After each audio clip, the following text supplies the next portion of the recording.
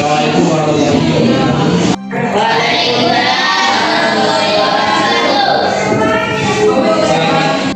Semuanya, bagaimana kabar kalian? Alhamdulillah baik. Untuk kehadirannya, hari ini siapa saja yang terhadir?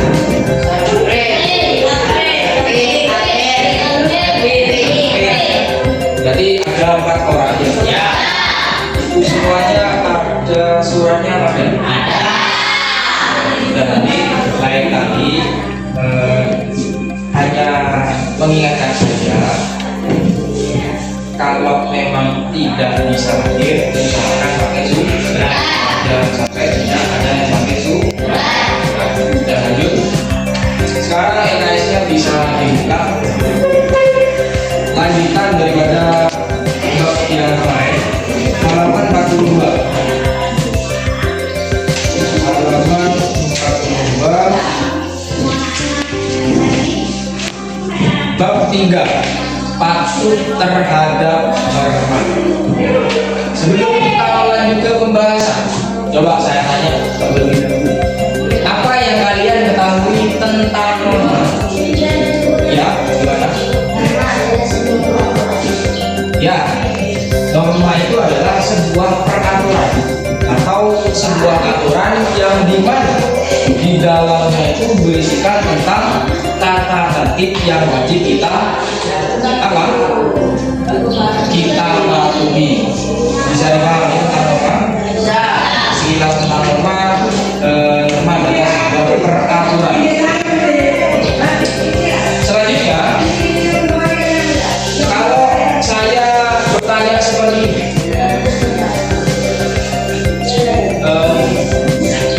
apakah bisa dikatakan ketika ada seorang siswa berbicara dengan gurunya atau dengan orang tuanya tapi perkataannya itu buruk, apakah bisa dikatakan sebuah apakah ini maksudnya, apakah anak tersebut bisa dikatakan melakukan norma? Tidak. Kok bisa? Kok bisa? Karena ketika kita berinteraksi dengan guru atau orang tua, kita memang harus bertutur kata dengan baik. Sedangkan hal tersebut juga bisa dikatakan sebuah norma, sebuah aturan. Paham aturan kan ya? Aturan itu ada dia juga ada. Dan selanjutnya, manusia sebagai makhluk Tuhan yang Maha Esa, makhluk individu dan makhluk sosial. Maksudnya sebagai manusia, kita merupakan makhluk Tuhan yang Maha Esa yang diciptakan secara sempurna. Selain itu, manusia memiliki hubungan yang secara vertikal dengan Tuhan. Artinya, memiliki hubungan yang lurus dengan Tuhan. Kenapa kok bisa seperti itu? Ya karena manusia itu ada yang menciptakan. Apakah ada makhluk yang tidak ada penciptanya? Tidak, semuanya ada penciptanya. Terutama yang manusia ini, kita sebagai makhluk sosial. Selanjutnya, manusia sebagai makhluk sosial berarti manusia itu selalu membutuhkan kelompok atau membutuhkan perantara sosialisasi dengan manusia yang lain, atau bisa dikenal dengan istilah Zoom communication. Menurut siapa? Kita sudah ada. Menurut Aristoteles itu seorang filsuf Yunani yang dimana dia adalah guru daripada Plato, seorang ahli filsafat. Selanjutnya, manusia itu adalah zone politician atau makhluk sosial. Apa arti daripada zone politician? Zone politician adalah manusia tidak dapat hidup sendiri tanpa bantuan dan kerjasama dengan orang lain. Jadi sebenarnya tidak ada yang namanya manusia hidup sendiri. kecuali manusia yang tidak berakal. Nah, kok bisa manusia tidak berakal dikatakan itu sendiri? Ya karena mereka itu tidak memikirkan apa yang mereka harus lakukan. Kalau kita sebagai masyarakat biasa atau manusia yang sudah sempurna yang diberikan akal, kita masih bisa memikirkan apa yang kita harus lakukan sekarang. Gimana caranya melakukan hal tersebut? Lalu sama siapa kita melakukan?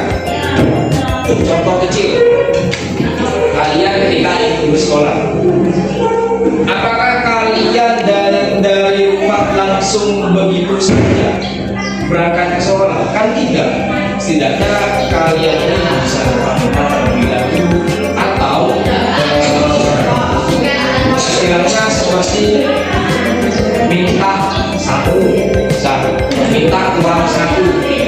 Nah itu kan kehidupan kalian masih bergantungan kepada orang lain, kecuali orang gila atau orang yang tidak berakal seperti orang kegiran yang kadang pakaiannya semerawut. Kalau orang gila kan dia bisa dibedakan antara manusia biasa dengan manusia dengan orang gila. Nah itu bukan di luar daripada berbeda. Kenapa kok bisa mereka seperti itu? Ya karena mereka ini secara pikiran, secara filsafat, mereka yang tidak memerlukan bantuan orang lain karena sebab dia itu adalah orang gila.